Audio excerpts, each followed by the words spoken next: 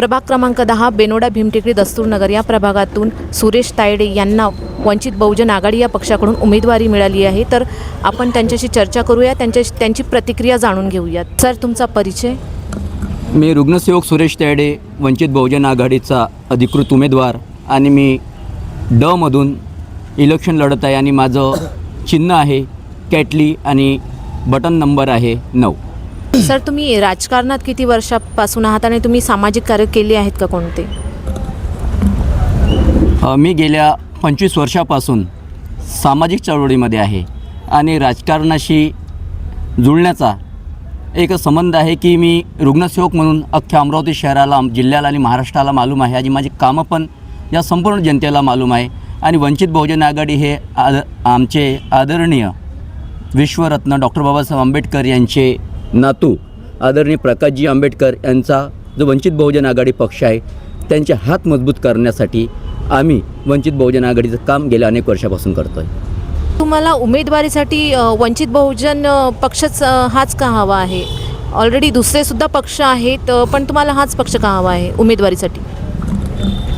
महानगरपालिकेचा रणसंग्राम जसा सुरू झाला त्यावेळेस मला BJP सारख्या, काँग्रेससारख्या अनेक पक्षाची ऑफर होती।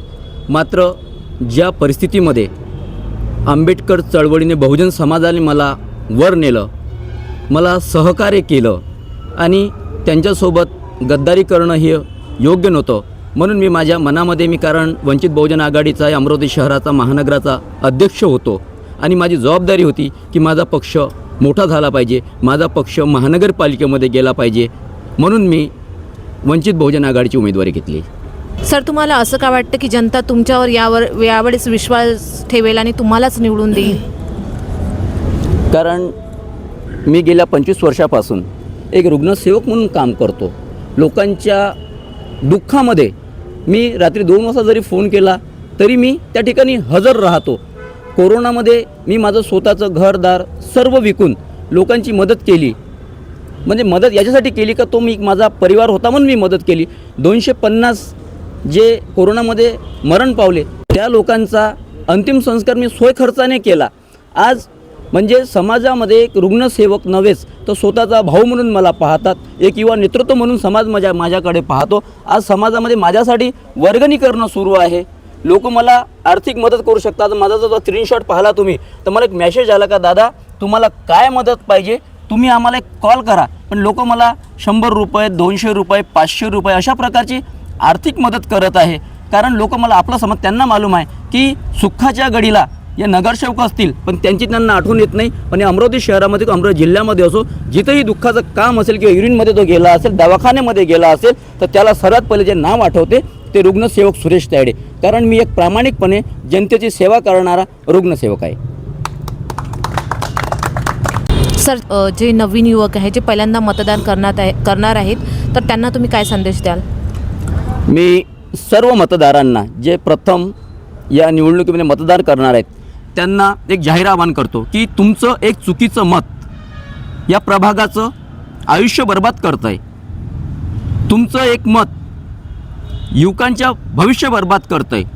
तुमचं एक चुकीचं मत या प्रभागामध्ये गुंडागर्दी वाढवतं आहे। तुमचं एक मत आमच्या महिलांचं सक्षमीकरण जर चुकीचं मत दिलं तर बिघडू शकतो। या प्रभागाचं आपण जर चुकीचं मत टाकलं तर आपल्या प्रभागामध्ये जे परिस्थिती आज वाईट निर्माण झाली ते घडू शकते। आणि तुम्ही जर जो योग्य उमेदवार आहे, ठीक आहे, मी जर तुम्हाला पटत नसेल पण तुम्ही एकदा कामाच्या संदर्भामध्ये एक विचार करा की एक सक्षम नगरसेवक, एक सक्षम उमेदवार या प्रभागामध्ये कोण आहे। कारण जो अहोरात्र जात पात न पाहता तुमच्या सुखदुःखामध्ये उभा राहतो त्या व्यक्तीला तुम्ही मतदान करावं, तुम्ही त्याला निवडून द्यावं आणि 5 वर्षामध्ये तुम्ही स्वतःच्या प्रभागाचा, स्वतःच्या नगराचा विकास करून घ्यावा। याच्यासाठी जे प्रथम वोटिंग करते त्या युवकांनी हा विचार करून कोण जवळचा आहे, कोण दूरचा आहे, कोण माझा भाऊ आहे, कोण माझा काका आहे, ह्या सर्व गोष्टीचा त्यांनी विचार न करता प्रभागाच्या विकासासाठी, सर्वसामान्य जनतेसाठी प्रथम वोटिंग करावं।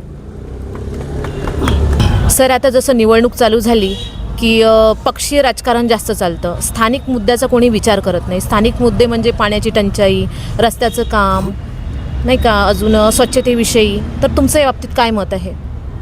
माझं याविषयी एकच मत आहे की आपण पाहिलं असेल जे आमची जे लढाई आहे धनशक्ती विरुद्ध जनशक्ती, लोकांजवळ खूप मोठा पैसा आहे. आज तुम्ही पाहिलं असेल की आमचं एकच जनसंपर्क कार्यालय आहे पूर्ण प्रभागामध्ये. या प्रभागाची मतदारांची संख्या 32,000च्या वर असतानासुद्धा आमच्या कुठेही बूथ नाही आणि आम्ही चारही उमेदवार हे एकदम गरीब आहोत. आमचे 4च ॲटो या प्रभागामध्ये फिरत आहे. आम्ही प्रचारामध्ये अनेक ठिकाणी कमी पडत असताना आमचा प्रचार सर्वसामान्य जनतेने हाती घेतलेला आहे. त्याच्यामागचं कारण हे की जे नगरसेवक आधी पण होते ते यावेळेसुद्धा उभे आहेत. त्यांचा आम्हाला काही विरोध करणे नाही, पण नगरसेवक निवडून आल्यावर ज्या जबाबदारी एका नगरसेवकाची असते ते त्यांनी प्रामाणिकपणे पार पाडली नाही.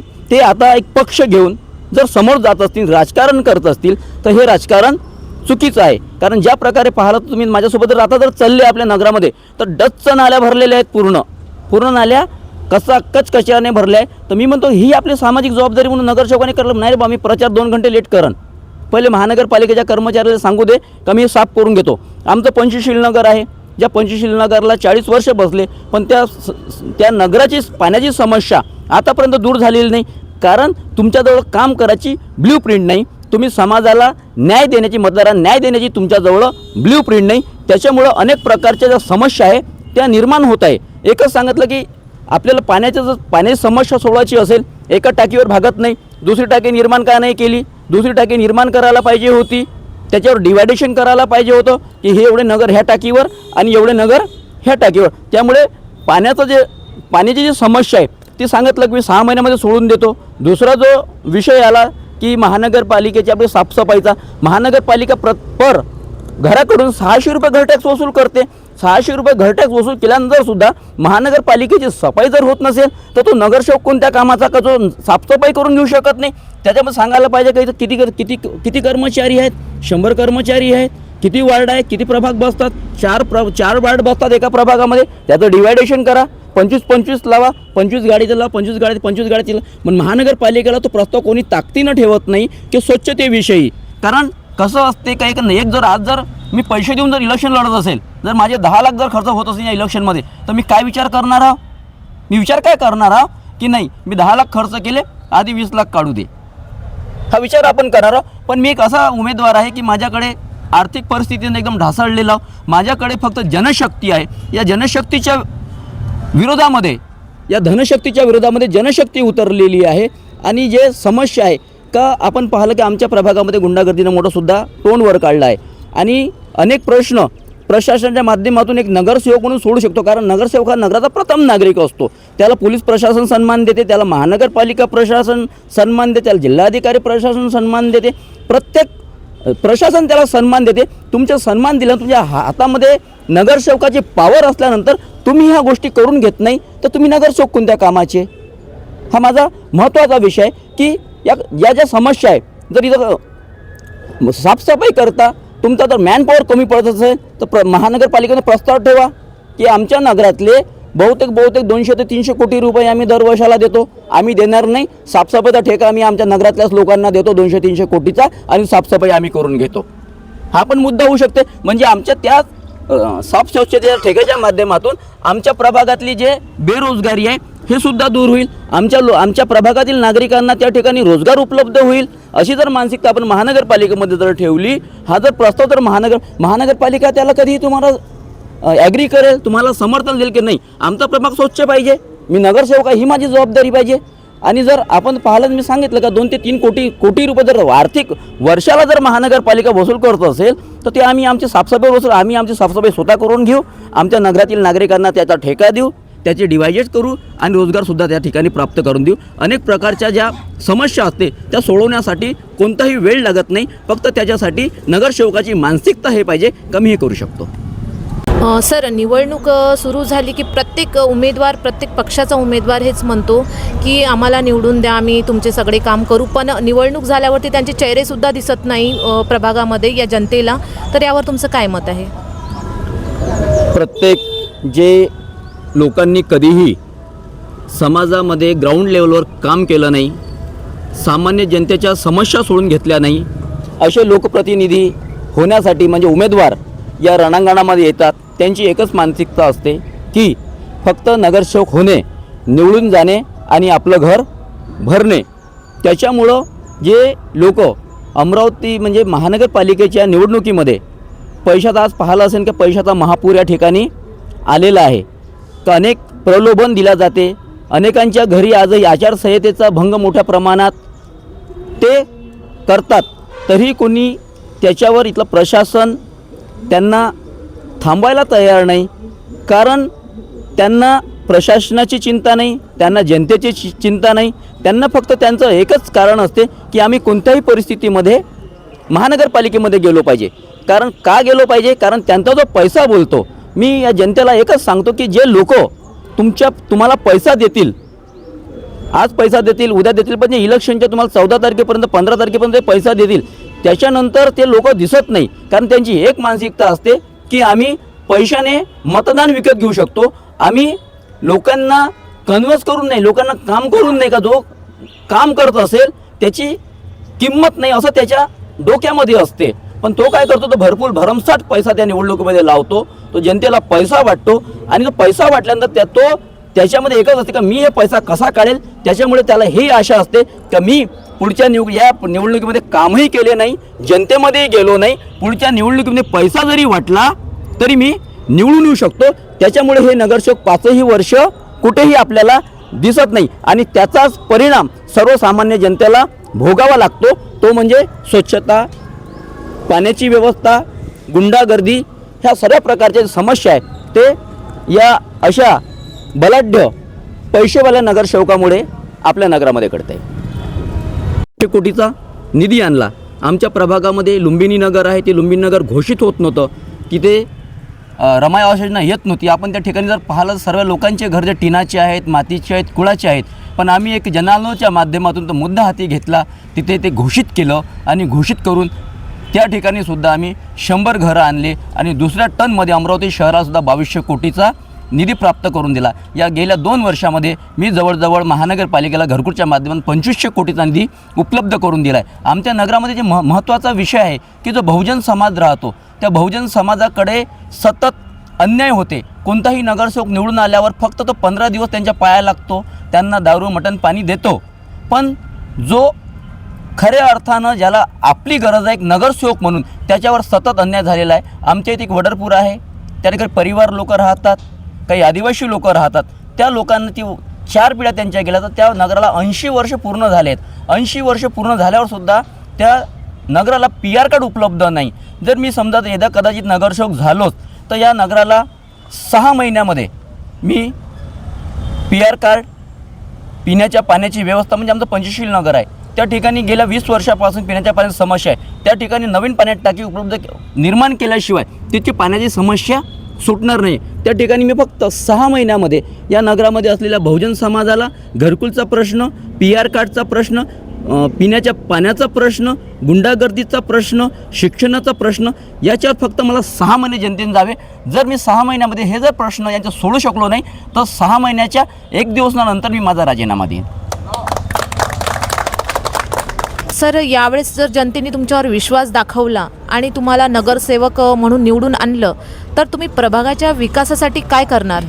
मला जर प्रभागातील जनतेने निवडून आणलंच तर मी सर्वात प्रथम आमच्या इथे जो वडरपूर आहे त्या वडरपुराला PR कार्ड देणे, त्या ठिकाणी घरकुल निर्माण करून देणे, तेथील प्रभागातील महिलांना रोजगार उपलब्ध करून देणे, या प्रभागामधील गुंडागर्दी खतम करणे आणि सर्वात महत्त्वाचा की प्रत्येक समाजाला आपण घर देत आहोत, घरकुल देत आहोत, PR कार्ड देत आहोत.